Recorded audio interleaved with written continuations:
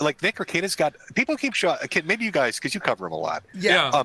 Does he have hepatitis C? What the fuck is going on with his? Like he's like going like yellow spots on his face and gaunt, and, and like that looks like hair's falling out. So from what I understand, he's saying that he doesn't eat in a day because he needs to stay thin. He says so. He just drinks a bottle of whiskey a day. And then for food, he eats one little packet of Cheetos Crunch, and he has a like small Snickers. Yeah, and that's I don't get that, but he's always been in shape, kind of a svelte guy. Yeah. Why would he need to be worried about that? I don't know, because he's worried about the calories from the alcohol, because it's like 1,000 calories a day from alcohol.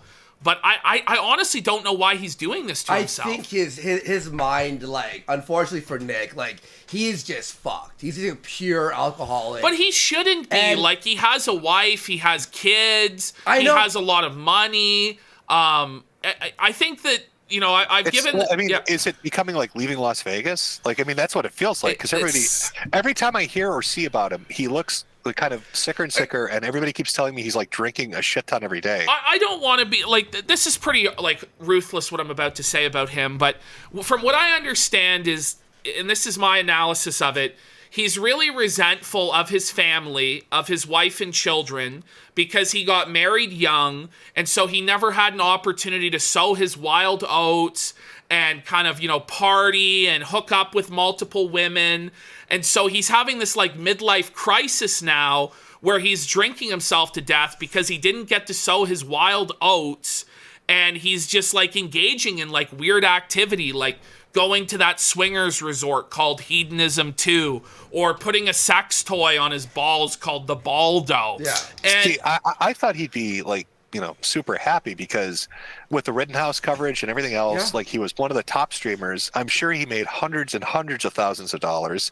Yeah. His initial Rumble contract was probably worth a lot of money. Definitely. Like, so you're doing really well financially. Your family can enjoy that. You can enjoy that. But he seems just kind of unhappy. It's weird. It's one of those scenarios where it's like victory has defeated you, you know, because he's just bored like with his life, and he feels trapped in it. And like, it's, I don't know, there's a lot of people that are like this. Like, he was saying his favorite movie was American Beauty because he related to like the main character in that, feeling trapped in that like American suburbia lifestyle, and that he like the reason that he died in that movie or had to die was because he didn't go through with fucking the underage girl. And like his, like when he was talking about American Beauty, it was like really, really, really disturbing. And it was, well, if you like them, American Beauty's a good movie. If you like that movie, why isn't he smoking pot instead of drinking that? You know, I don't know. Well, the thing is, I said to him, like, well, I said this a while. I was like, why doesn't he just smoke pot? Like, it's a lot healthier for him. He'll live a lot longer. I'm going to say this. Look, alcohol, if you're an alcoholic, which I was out, like, I'm 94 days fully sober off every little thing, like even cigarettes, alcohol, fucking weed, everything. When I was drinking every day, even though it was only 3 beers, it fucks with your mind. It adds like depression. It makes you adds anxiety, this, that. And that was just from 3-4 beers a day for like a few years. I think part of it too he with drinks a him, bottle of whiskey a day. I think part of it is a stubbornness as well, because he is like a really smart guy, and he doesn't want, you know, other people to tell him what to do. So with him, he's like, well, fuck you. You're saying that it's bad for me to drink. Well, I'm going to drink to spite you guys on Kiwi Farms and to spite Josh and to prove you wrong. But sometimes, like, the haters or the people on, they're right. Like, and when they're right, they're right. And he really just needs to stop drinking, I think, is the bottom line with him. He tried to do it for January, and we were like, oh, he's doing really good. We didn't cover him for like a month. And then what ends up happening is he gets into a hot tub with another couple. So it's Rekieta and his wife in a hot tub with a husband and wife, and they're just talking about swinging while getting blackout drunk, and it's all a big joke, but it starts to feel like, is this a joke? Yeah. Like, what the fuck is going on, man? Like, the best way to beat the swinging accusations is to basically start swinging in a hot tub. I don't know what to say. People, and then he's like, you know, now every stream he's got the whiskey glass in his hand again. And it's like, fuck, man, you were doing so good for a month. What the fuck happened? I don't know. It's tough. I think he should not well. I think he should not care about his weight because he's skinny. What the hell does it matter? No. And then do like the guy in American Beauty did. Start smoking dope. He seemed really happy. Yeah. Eating hamburgers and smoking pot. You know, go play some video games, relax, enjoy your wealth. Yeah, booze, man. Like, booze is terrible. Like, look, if you drink and you can handle yourself and be responsible, all for it. I'm not preaching here. But he can't handle it. He can't handle it. Once in a while thing. If you're doing a bottle a day, that's fucking crazy. Bro, he counted. And he brags about that. He thinks that it's 70 cool. bottles or 37 bottles. He had 37 bottles on hand in his room. But he brags about how he drinks whiskey, like that he downs the whole bottle. Like I would brag in college to my friends about drinking. And it's did something happen? Like is there some like horrible thing that happened? Is he alluded to that? That's why he's doing this? No. I think it's Didn't he say it was, but wasn't there a clip where he said he had his worst day ever? Okay, well, did you hear what happened? So he got catfished by a man. Oh no, I know about Mandy. Yes, yeah, you Mandy. I don't know if that was his worst day ever when his wife found out that he was flirting with the catfish. Some people have speculated that it was that. It might be something behind the scenes that we don't know about that's caused maybe this. like a family tragedy, or maybe found out about an illness or something, sad happened, and he's just really fucked up over it. But yeah, it's weird. He had a lot of success, made a lot of money. I thought he'd be a lot happier, but every time somebody sends me like a clip or I hear about him, it's like he just seems really. It's just sad because he's not Ralph, right? Like Ralph is this cunt who kind of brings it onto himself. Whereas Rekieta seems to be kind of going down this path where it's just kind of depressing. No, it is. It's sad. It is and sad. A lot of the time, like I don't even like to play the clips and stuff because it's just the ramblings of like an alcoholic, and it's like a guy who could be doing so much better for himself, has the potential to be like almost anything he wants to be in life. Like he has the resources to do anything. I thought when I found out he was in the the Netflix documentary or whatever. Yeah. I really thought like with the success he had off Rittenhouse and that Netflix thing that he was going to parlay that. He's like one of the only two people I've ever met online where I thought I could see him moving or transitioning into like TV. Yeah, like a real Netflix show, the Rekieta show or whatever. Something like that. Yeah, I thought he was going to Nick's going to go do big shit. Great for him. But like I don't know, it just took the other direction. I honestly think it's not one event. It's so he hit his peak. Then the drinking started. He was like celebrating all the time. Then you don't get that buzz you had from being that. Well, he can't take the criticism from Kiwi Farms is honestly what's and then going it was on. like spiral. Because Rekieta says that he reads his Kiwi Farms thread every day. Yeah. Then he shouldn't. Yeah, I know. And people tell him that. Like Sean, the lawyer that's his friend, tells him... Was that the fat guy he yelled at for like 20 minutes? Yes. Stream sniping, he tells him, he's like, you can't be reading that every day. Like, it's not good for you. But he reads it every day and fucking spirals and sees about it. He's like, I'm going to prove you wrong. And then he just keeps doing more self-destructive behavior. And it's just fucking bizarre. And, we might be a bit mean, but it's like, well, at a certain point, you go like, dude, like, we're giving you the best advice. Stop drinking and stop reading Kiwi Farms. Well, and he blames Josh for it too, yeah. Well, yeah, and I know it's going a bit off of Ralph, right? Yeah, we're off it's subject here a bit. But explain this to me. I've looked into it. I can't figure this out for me, and I'm just going to give you my honest take after reading up on it. Why am I not supposed to like Eric July? Yeah. Because his comic book is mid, I guess. But what did Eric July do that I'm supposed to hate him? Honestly, dude, me and Ashton have tried to cover this on the show, and we can't for the life of us. I think it is. It's like he made like a lot of money from this comic book, and people are like he doesn't deserve it because the comic book sucks ass. Yeah, and it probably does suck ass. I've never read it. I don't get it. I saw the "I wish you $1 billion" thing from Nick, and then I saw Masterson and Vito going after him, and I watched some Eric July shit where he's on stream talking, and I looked at some of his response videos, and so like he's a black guy that did a successful comic book, and I'm supposed to hate him. Why? And like Skyver, Ethan Van Skyver will do like streams where he like dissects every panel and the art, and like okay, fine, I haven't read it. People state that it's a mid comic. It's like the arts mid or you're whatever. talking to a guy who goes on shit like Manga Kakalot and all these other fucking manga sites, and they read manhwa. Do you know how many manhwa and manga artists use fucking assets to build up cities or fucking streets or characters when they're doing a story that's fucking 800 pages? Yeah. So, like, that doesn't. I don't give a shit about that. I've heard that as a criticism. Like, oh, he used assets. Well, video game developers use fucking assets too. What, like, give a shit? Yeah, I play shit with asset flips that you're like, whatever. Well, there was this whole thing with the church that was suing him because they were named ISOM as well, and then we were supposed to jump on the side of this church that was suing him or something. Well, they settled that. Right? Yeah, the church was like, it's completely two different things. We're fine. Because his ancestor, his great grandpa or something was ISO. Right? That's the other thing I don't get.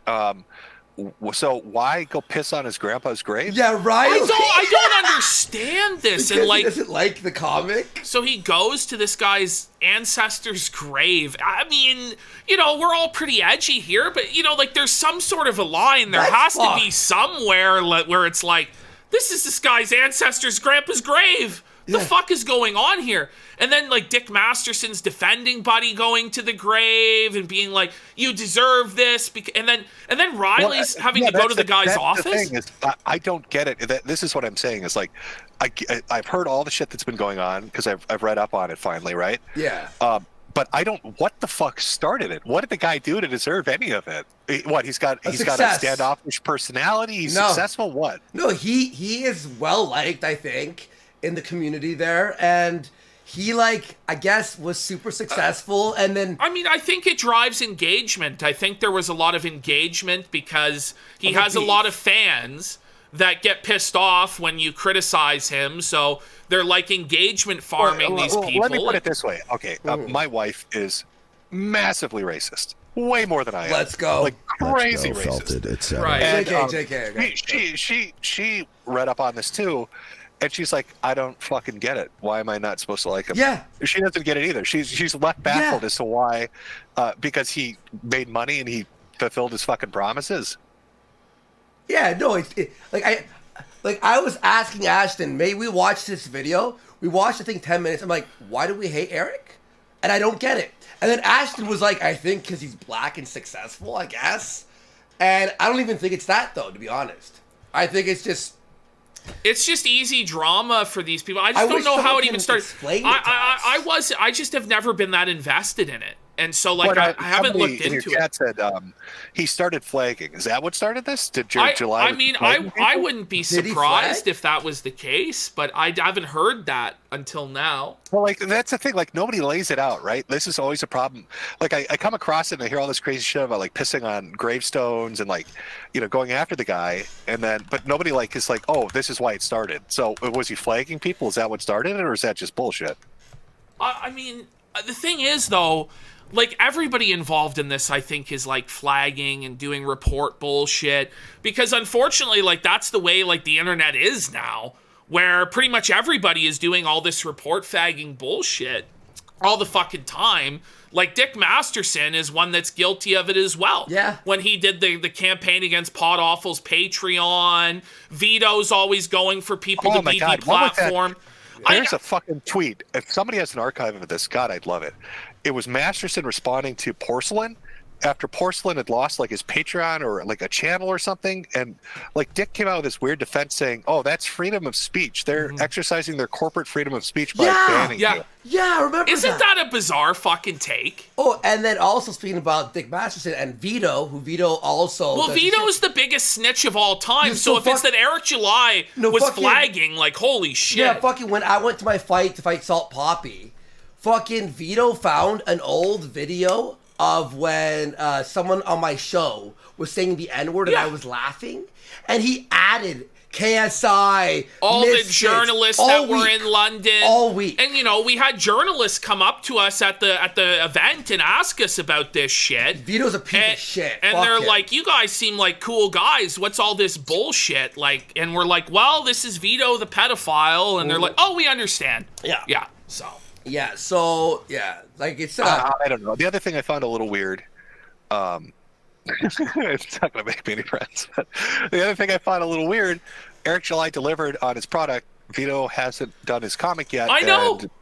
And Nick Rekieta hasn't sent out his 5,000 gifts to his locals yet either. I know. Isn't that funny? Isn't that funny how that goes? That it's always like, oh, you're not fulfilling this or this or this. And then when it's their time to deliver a product, they fuck it up way worse. And Yeah. then, no accountability on that. I'm just saying, even Coach Red Pill got out Wilshire Boulevard. He got those draft copies out. He did get those draft copies out. We need Wilshire Boulevard.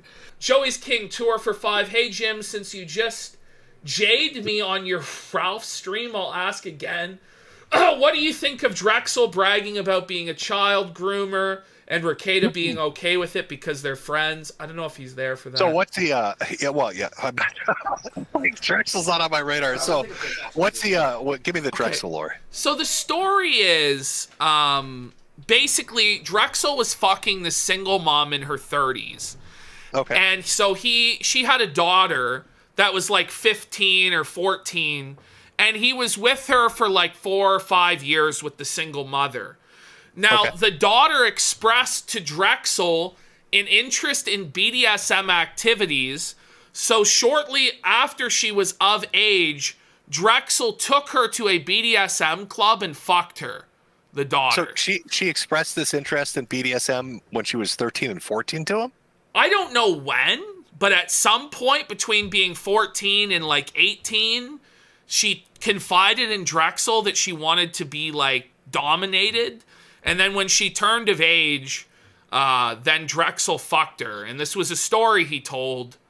Yeah, I'd say it's creepy. Yeah, I would say. It's not good. Yeah, I'd find that creepy, yeah. Yeah. I'm trying to imagine if I had a daughter and then my friend was around that daughter and then she turns 18 and he's like, oh, hey, by the way, I tied her up and whipped her ass and fucked her. That's cool, right, bro? I'd be like, it's a little weird, bro. Isn't it? Just a little bit. And that was a big point of contention between Josh and Rekieta that led to the falling out, is Josh was like, this is fucked. And then Rekieta's like, well, you have it wrong, actually, and da-da-da-da-da. Well, what was Rekieta's defense of it? He was saying that you don't know Drexel like I know Drexel, and because of that, he didn't do anything wrong. Because I know him. Did he mean that not anything wrong as in they didn't have sex until she was 18? Or does he mean not anything wrong as they... What does he mean? I think it's because it was legal, because she had turned of age, that there's nothing wrong with that, is I think basically the defense. I would say Josh is probably... I mean, it's weird. Yeah, I mean, I side really with Josh on this one, to be honest. Yeah. You know. See, I don't know much about Drexel. I thought he was just like the black dude Rekieta grew up with or whatever. Oh, no, he's into well, go on. There was one story we found out last month where Nick Rekieta, while drunk, talked about how Drexel had left his open baldo on the nightstand. Remember? Wait, Drexel has a baldo too? Yeah, Yes. and he left it at Nick's house on like the night table. Mm-hmm. And we're like, what? Or his I mean, wife? the implications of that are a bit startling. So somebody in chat said Rekieta's defense was that the girl was 22, not 18. Oh no, okay. So here's my thing on it, right? I don't give a shit if like Drexel's like in his 30s or 40s and he's fucking some 18 or 20-year-old. The thing that makes it weird to me is that he was dating her mother, and he helped raise her from when she was like a fucking preteen teenager, and then he fucks her. That's just it is weird. Because he was in like a parental role, right? Like he was like a father to her. And that's not. I'm not even saying he did shit to her when she was a kid or any of that. It's a weird fucking thing to hear if you're sitting at a bar, and your friend's like, "Hey, listen to what happened with me and my bro." I'd be like, "That's fucked up." Well, I mean, Chad is just screaming out that it's grooming. Like it's just like they're the thing is, too, when lights. you're like this Christian conservative, family man, you're portraying yourself as this certain, type of streamer. And it's like hedonism, and there's like how did the mom react? I don't know. I don't know, actually. I actually don't know. I think they said they were still friends. I'm trying to recall, but I don't know. Someone in chat said he did it to save her in his quote. What to save her? How? Well, the idea, I think, what Drexel said Oh, everybody in chat is saying she was pissed. Oh, she was pissed? Well, that makes sense. Well, yeah, of course. That would add up. But what Drexel said was she was a bit kinky anyway, so he wanted her to have a safe so experience. See, I'm looking at it from this perspective, right? If I was dating a woman and she had a kid, regardless of how old the kid is, even if the relationship ends, I'm always going to think of them as like that person's child. Yeah. No. Not as like oh, they're an adult now, I can fuck them. That's what I'm saying. There's a disconnect. It's that's where the weirdness comes in. You're being very, very charitable. Oh, this is generous. Generous Jim. Well, but what I'm saying is like, yeah, it's weird. It is. It's fucked. It is for sure really fucked up, and I think that's what really started the spiral actually of Rekieta, right? Because that's when he was on Kiwi Farms. That was like the big first like boom. And then he's like, I hope you make $1 million, Josh. Remember, he's like, Josh, wouldn't it be great if you had someone to help you with your fundraiser? Yeah. And, like, just dangling above him. Didn't Josh make like 150K on his fundraiser? Dude. 15K on his? Yeah. Josh, like, 10x'd Rekieta's fundraiser in a matter of, like, 3 days. Yeah. So it turned out that he didn't really need Rekieta after all. And Rekieta was calling Josh while taking allegedly a 3-hour shower. Yeah. I'm not even kidding. And then he's like, what, you guys don't shower for 3 hours? I've never called anyone. Wouldn't that fuck your phone up? Exactly. Well, apparently his shower is so big. It's like a room. Well, that's what he's saying. He lives in a palatial mansion because he's in Minnesota. He can afford to have such a large shower. And he was like, is it like a bar? Is it like a Minnesota version of a Barbie Dreamhouse mansion? Yeah, no. So he was dunking on Dick Masterson. He was talking to Dick, and he's like, "Yeah, I know you live in LA, and you can't afford to build a bathroom like I have with the extravagant shower that I have." And you could tell like Dick was kind of fuming that Rekieta was saying all this, but he's like, "It's normal to spend 3 hours in there." He's like, "I have a shelf that I sit on." My favorite part of the Rekieta-Ralph relationship was when Ralph was going around saying, Rekieta set up Jim's LLC and did thousands of dollars of legal work for him, and Rekieta's like, none of that ever happened. Why did he say not that? A single figure. Oh, because you made fun of Rekieta, a small little swing. It wasn't even big, right? And then he's like, I've made like 1 or 2 Rekieta jokes, and they're always about like Mandy, because that's what I found funny, right? Yeah. But I don't think Rekieta cared. But like Ralph was like, "Oh, he set up his LLC. He did thousands of dollars of legal counseling." I don't know where Ralph is. This is obviously from his editor in chief or whatever the fuck he calls him. Chief of staff. Yeah. There we go. Chief of staff. Yeah. So Shaggy. But and then Rekieta's response to you was, "No, that's not true. Go ahead, like do your thing."